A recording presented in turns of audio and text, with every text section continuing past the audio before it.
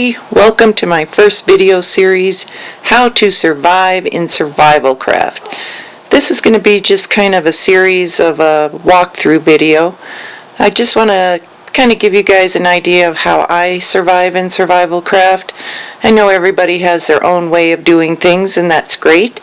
But for those of you who are maybe struggling with certain areas of it, or maybe you just even can't get past the first night, like I was horrible at surviving the first night when I first started playing. Hopefully this will give you some tips. I've got a super simple shelter that you can fix for yourself. I've got a great way to catch werewolves that's pretty safe for you, and you'll collect a lot of diamonds. So hopefully there'll be some things that you find in here that'll be helpful, whether you're new to the game or you've been playing a long time. So that being said, let's get started. My world name I changed to Surviving, since that's what we'll be doing. I just went ahead and put the seed name in, Surviving. Have no idea what kind of world we'll get, but we'll find out. Under options, I did go ahead and change the texture pack to Italian. I like that texture pack. I like the colors, so we'll go with that one. So anyways, like I was saying, guys, I really struggled when I first started playing this game just to try and survive one night, much less several nights. And it was really frustrating, and it took a while before I figured out some tips and tricks and ways to get through the first night. And since I've figured that out, I really enjoy this game. I have a lot of fun with it. So let's get started here. Of course, the first thing you want to do is collect wood. Wood is going to allow you to make a crafting table and your machetes, pickaxes, shovels. So we're going to gather probably about 9 pieces of wood here. And usually the first day, wherever they drop you off on shore, if you stay in that area, usually you don't have any problems with lions, tigers, bears, all the aggressive type animals. They're pretty mellow the first day, it seems. That doesn't mean you don't need to keep an eye out for them, because sometimes they are there and they will come after you. But it seems to be that there are a lot less of them than subsequent days. So the main things we need to get, of course, are the wood, as I said. We'll also need to find food. As you can see, I just got a message that said you're slightly hungry. The more activity you do, as far as running, climbing, that kind of thing, the hungrier you're going to get and the faster you'll get hungry. Usually you can get through the whole day and even into the morning a bit before you absolutely have to eat. Once you get too hungry, you'll get a message that says you're starving, find food now. Then you need to eat pretty quick or you'll start losing life and eventually die. Alright, so I got a little bit more wood than I intended here, but that's okay. We're going to go ahead and turn our wood into planks. And we're going to make a crafting table. And we'll go ahead and get some sticks handy. And there we go. Now, all I'm going to make for tools at this point is a pickaxe and a shovel. I don't care for the wooden tools, so I like to just go ahead and make what I absolutely have to have, and then get some stone tools. Stone tools, of course, will last you a lot longer. They're more effective as far as how many hits it takes to take an animal down. It's just a better way to go. So now I'm just going to dig down anywhere, doesn't matter, until I hit some stone. And the whole purpose right now is I just want to gather stone. And I gather enough, I will just keep gathering stone until my pickaxe is done. And that will give me enough that I can make 3 machetes, 2 pickaxes, 1 axe, and 1 shovel. And I usually have enough stone that I can make a stove also. I like to just make all my tools up front. get them done all at once, and then I have everything with me readily available for when I need it. I've seen some people that'll make a machete and then they move on, and then, oh, now I need a pickaxe, and then they'll take their crafting table out and make that. I just as soon get it all made at once, and the stove as well, so when I get an animal I can cook the meat. I don't have to worry about making a stove, it's done. And of course with your animals, you can eat birds, the boars, cows, what else? There's several animals in the game that you can get the meat and eat. Fish, some fish, not the piranhas. The piranhas and I do not have a very good relationship, but that's another story.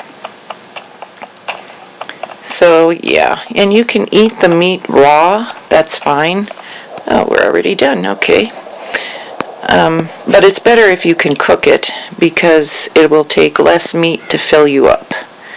And that's always a good thing, because you want to hang on to the meat as much as you can.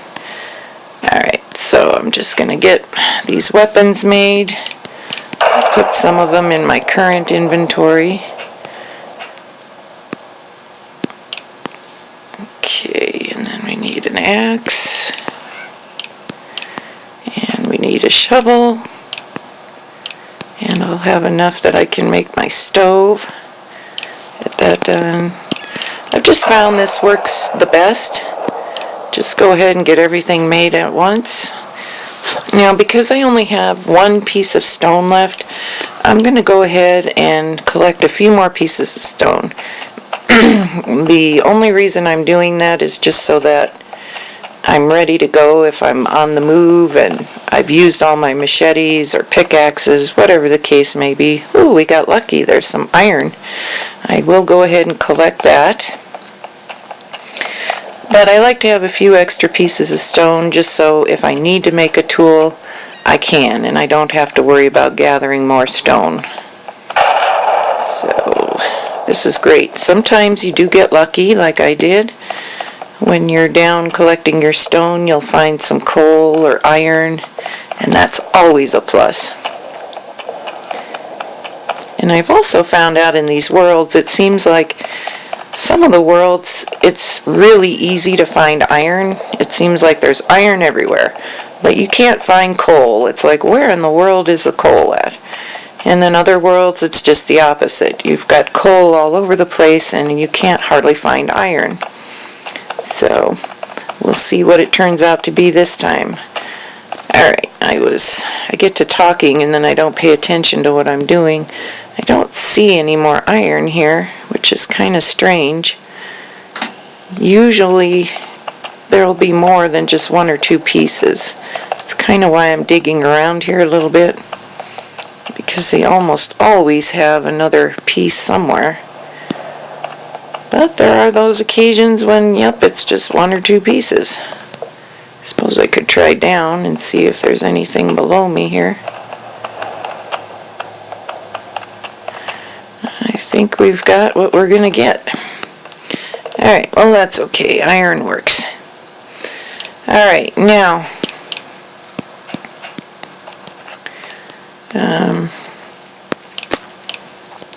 I'm going to go ahead and pick up my crafting table, and I'm not going to worry about cooking the iron right now. Right now I want to turn my attention to getting some food, because that's going to definitely be our next priority. But before we go out and get food, because it's already getting kind of late, what I'm going to do is show you the super simple shelter. Alright, now let's just suppose I didn't dig underground. Let's say I was up there running around. Yay, now it's time to go to sleep. Oh, I don't have a shelter. The only thing I do is just what we did here. I'll dig 3 to 4 blocks down in the dirt, and I'll get down to soft dirt, or if I have dirt, I'll just put some dirt under me, and I'll take a piece of dirt, block the top, and go to sleep. Simple as that. It doesn't get much easier than that. It's a wonderful way and a quick way to make a shelter. and I use it all the time. So that's it, just 2 or 3 blocks down. Make sure you have something soft underneath you and you can go to sleep. It's also a great way to take care of predators. If they're running up above you here, you can easily take them out without doing any harm to yourself. So let's get out here. I just want to take a look around. Everything seems to be good. We've got some boars over there. These, I'm not sure what these guys are called with the horns. But anyways, we can eat those. They're a little harder to catch. So I'm going to go after the boars, I think. No, I'm going to skip those because there's like 4 of them. And if I hit one, they all come after you. So I don't want to do that right now. I'm going to instead go for the cattle. You get more meat from the cattle. But you have to keep in mind the bulls will come after you. So if I hit a cow, the bull will come after me. And any bulls of the same color that are within range will come after you as well. So always make sure you take a look around and see exactly how many of these guys are around because it's a rude awakening when you have 4 or 5 of them coming after you. Now that one that ran off, you can see he turned around. He's going to come back a little ways. So be ready for that as well. Get out of the way, tree. Alright. So because I'm so hungry, I'm going to just go ahead and eat a piece of this meat raw. And as you can see, it says, you know, I still want more to eat. If I cook the meat up, I don't have to worry about that. Let's go for the cows. Yeah, I don't want to do these pigs. 1 piece of cooked meat, as far as beef goes, will fill you up for the day. Which is really nice. Now you can go after birds. And birds are great too. I've been in a lot of areas where there just isn't anything. And the only thing I can find is birds. And they're great.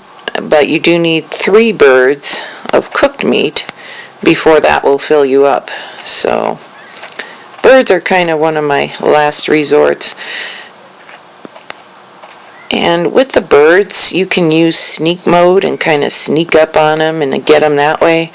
I just flat run at them until I can get them, and they fly off, and I just keep pursuing them, and I usually get them fairly quick, so I'm not too worried about them flying off because I will get them, and it doesn't usually take too long.